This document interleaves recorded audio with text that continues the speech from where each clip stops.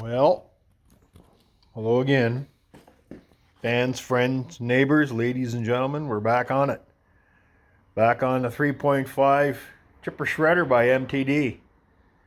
3.5 horse. Yeah. Anyway, I got the cutter out. I ordered a new set of cutters from Amazon, and Jake has them somewhere. I'm not quite sure. But I just tuned the blades up by hand with a file and a stone. I got the other one here. Or do I? Where did I put the other one? Oh lordy. Old age again. Stand by, I'll find it. Yeah, so here's what they look like coming out. Super dull. A bit rounded off maybe. So I'll clean this one up. I'll get both of them sparkly, cleany, shiny new, and then we'll get them installed and see where we're going from there. Yeah. So like I said, I did order new ones, but Jake's on midnight shift and he's sleeping, so I'm not sure where they are. So let me get this one sharpened up and I'll show you what I'm doing. Stand by. So I got them in my vise, and basically all I'm going to do is take a file. Now it's awkward with one hand, I'll tell you the truth. I don't have my glasses, can't see. Try to get this on frame. So that's what I'll do, is I'll just draw file them across like that. And you can see it's starting to, the grinding marks are starting, the tooling marks are starting to show up. The file I'm using, let's get out into some daylight. I should have worn my glasses today. I don't know, it just feels like a smooth. I'm not sure for sure.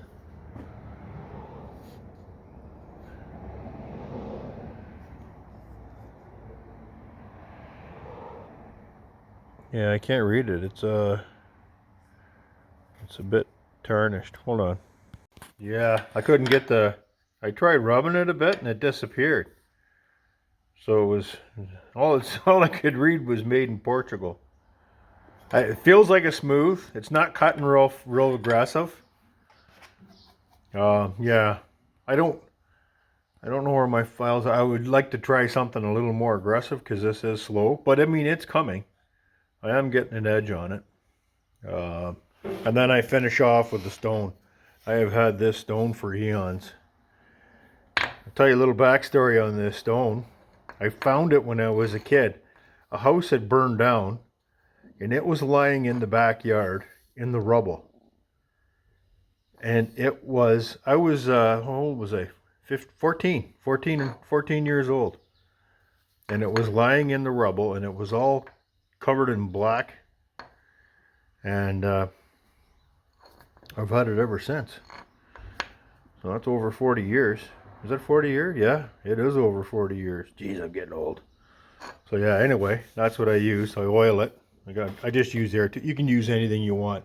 ATF, 10W30. Just the oil lubricates the stone and it keeps it from plugging up with metal bits. So I could show you that, but I don't have a tripod. It's not that difficult to do. So basically what you would do is, let me see, I'll give you a shot. Hold on. So you take the, dribble a little bit of oil on there, just a little bit, and rub it in.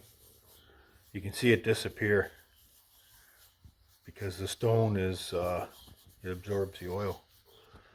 So then you can take this, and then you hold the angle. And I try to get it so that I'm using the whole width of the stone so I don't wreck the stone. And then you just rub it like that. I'm still holding the original angle.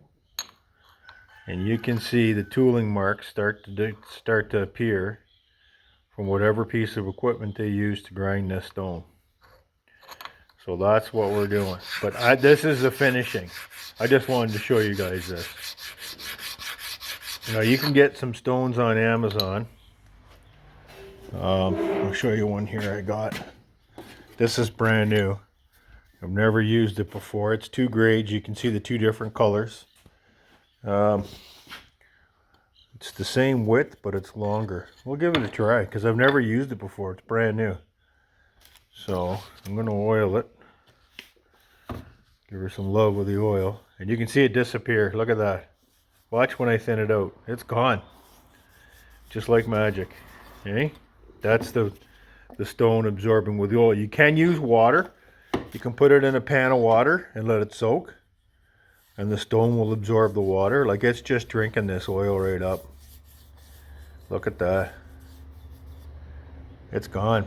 As soon as I rub it around, it just like it almost looks like it's evaporating. Anyway, there's a little bit of a tutorial on stones. And you can do stone and axe, you can stone knives, you can stone just about anything. So there's the same deal as before. And you can see how it starts to get buildup in it, right? So that's what the oil does, is you're just protecting it. And if I let that sit, that'll absorb all by itself. So let's get back on topic, and I'm going to file out this this blade. It's the last one.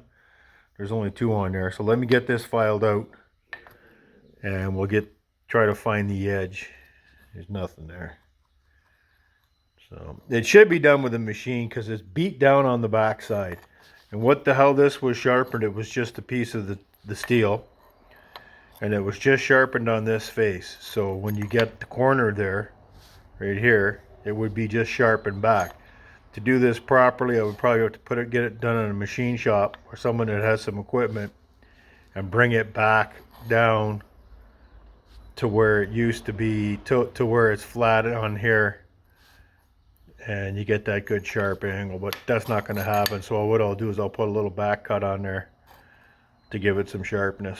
So let me get working on this, and then we'll get it installed. So I got the blade sharpened, ready to go. I'm gonna bolt them back in.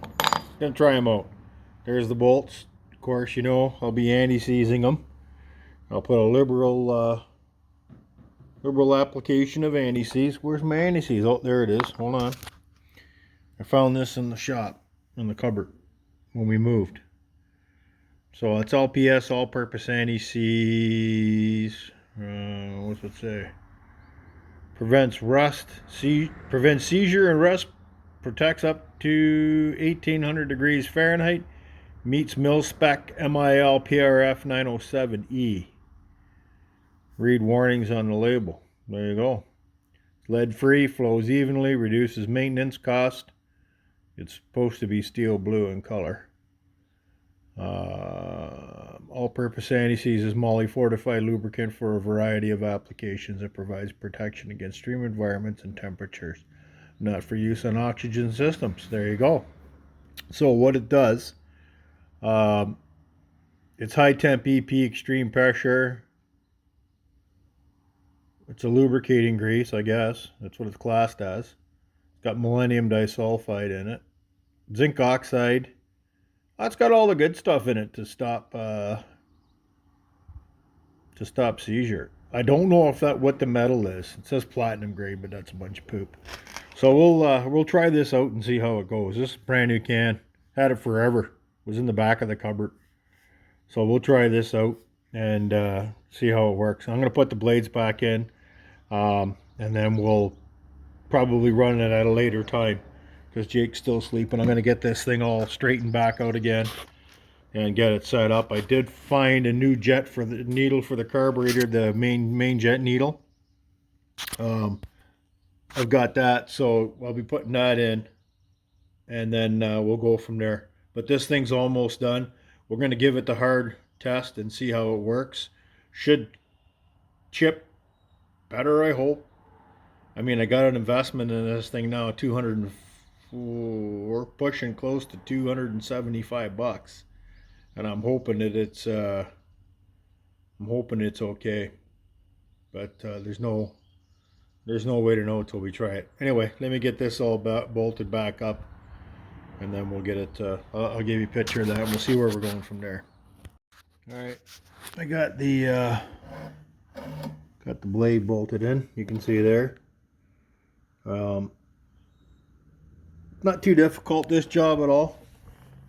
The flails here, you can see them. Just two are still seized. I got one moving a bit, so I'm gonna try some penetrating oil on them.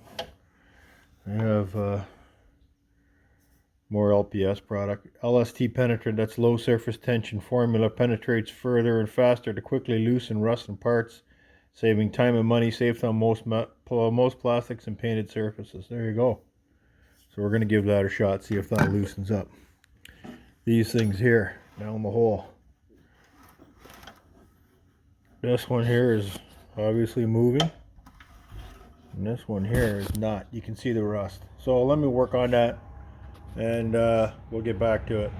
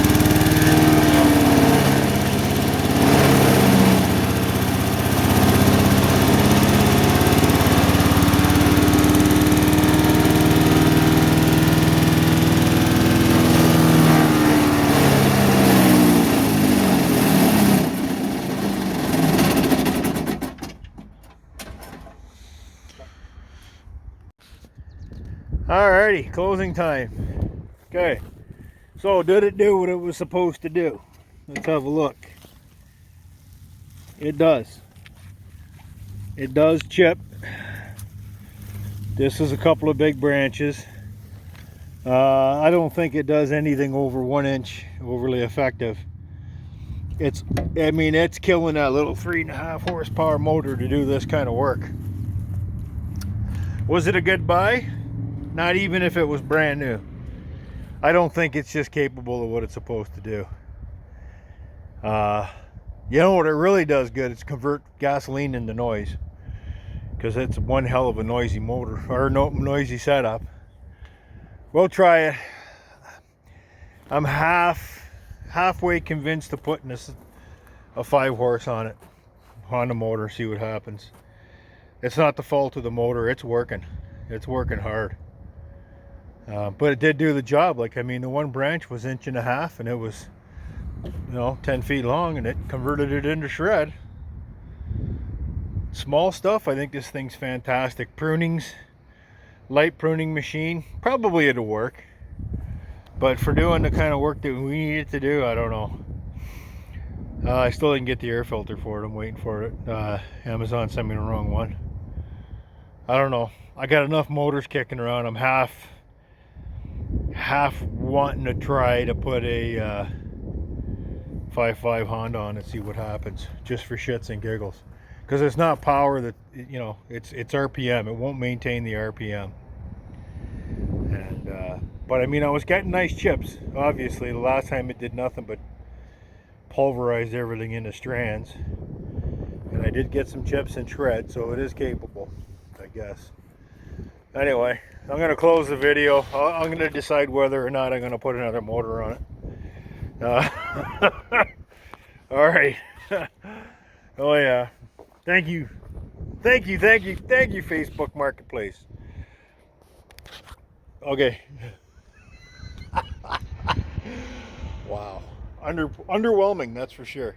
Well, anyway, like, subscribe, ring the bell for more comedy. And I guess what not to buy in homeowner equipment would be that right there. See you soon. Take care. God bless. Bye-bye.